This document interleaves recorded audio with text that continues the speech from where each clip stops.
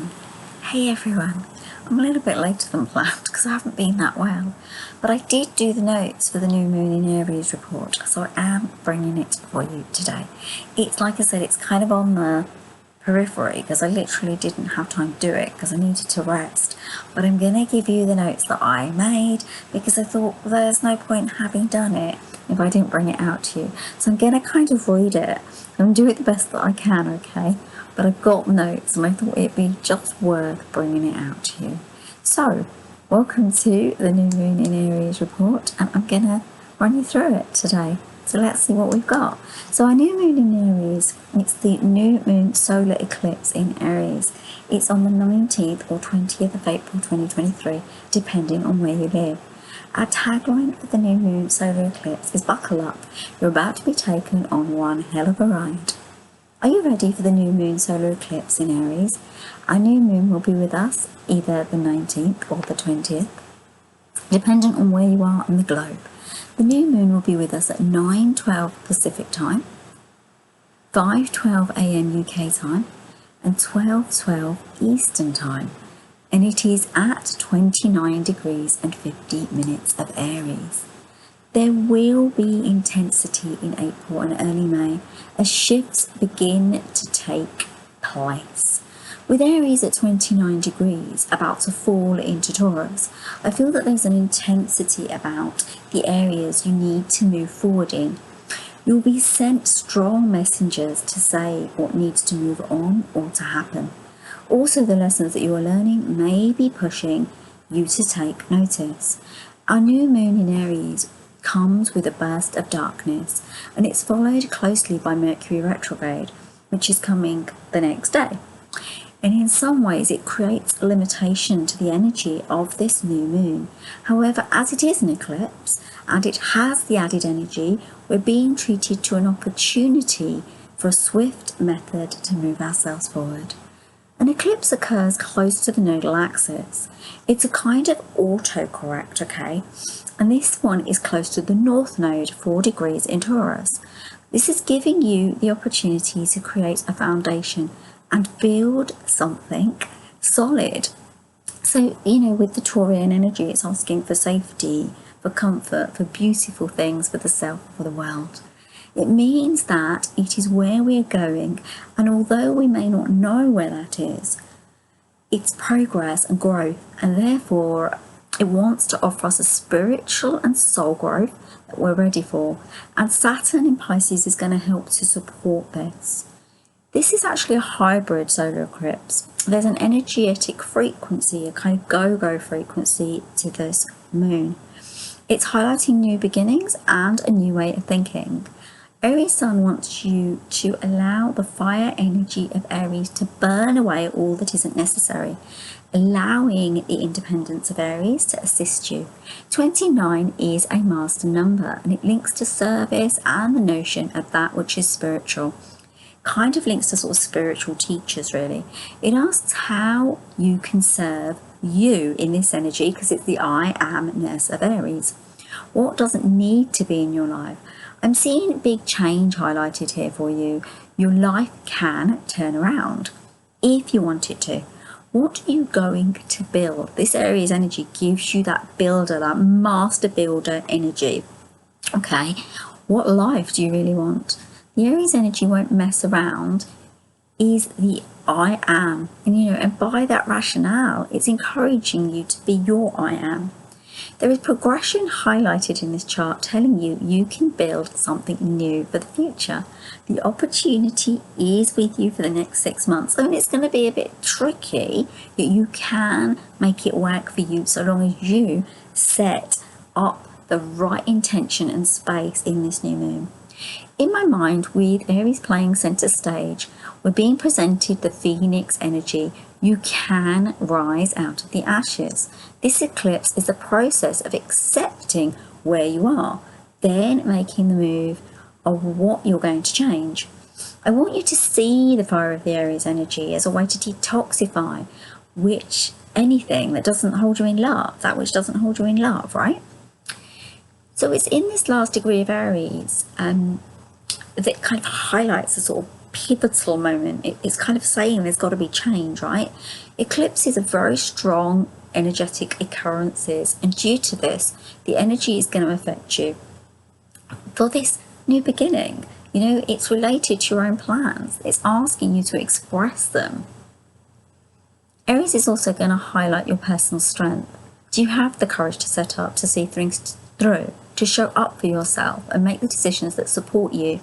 Essentially, can you face the fear and become confident and ready to tackle the areas in your life where you're not reflecting your I amness? Yeah?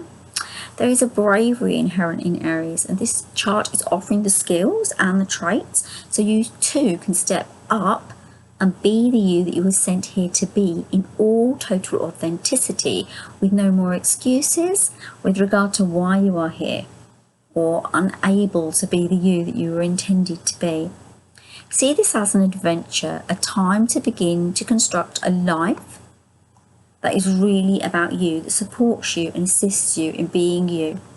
This is the moon to find yourself and reveal yourself. It's asking you to connect to being able to show the true you to the world, rather than editing yourself and only presenting the parts of yourself you think fit in with the way others want to see you.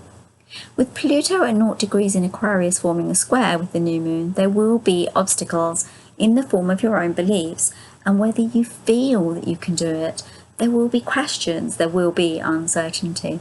But Pluto is square Sun and Moon, which, you know, it makes this a big eclipse, but it's also showing you how you can reach your next level, how you can make a breakthrough, how you can break down old timelines and step into something new. Pluto asks you to let the old die so you can replace it with something bright and new. In Aquarius, it's highlighting creativity. There is also a sense of just going where it wants to go. You can't manage it, you can't control it. It's going to do that regardless of what you do. It taps into I want to be me energy. It's the energy that's asking you to move ahead. It will be back in Capricorn later in the year, and that will give you a chance to look over what you planned. And then in January 2024, it's going to go back in Aquarius. And that will give you the time to make this shift really palatable rather than rushed, okay? However, this will however, this is offset by Jupiter, and this alignment with Jupiter is offering the change of opportunity and courage and a step forward that you feel good about. Because that's at 23 degrees, it's showing you that there's an availability of deep transformation and change. You can be confident in this energy. And also Venus is offering us optimism in this chart too.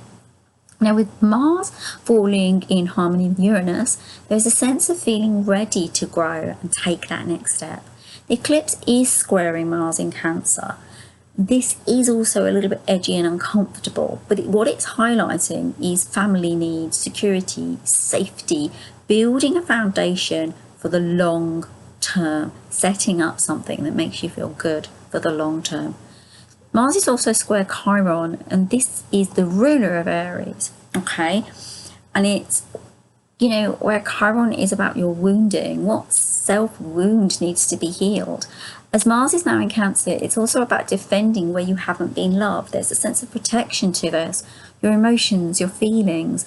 Mars in Cancer is going to trigger where you haven't been loved, where you haven't been supported. You may find childhood trauma flaring up.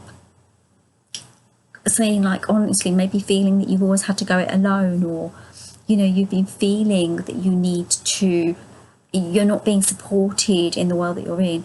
And because Chiron is in Aries, if you have Chiron in Aries in your chart, you're going to feel even more pulled by this need to clean it up and correct it. And it's funny because for me, something like that's been going on for me, about a wounding area where I don't feel supported or loved. So I get that, and it could come up for you too.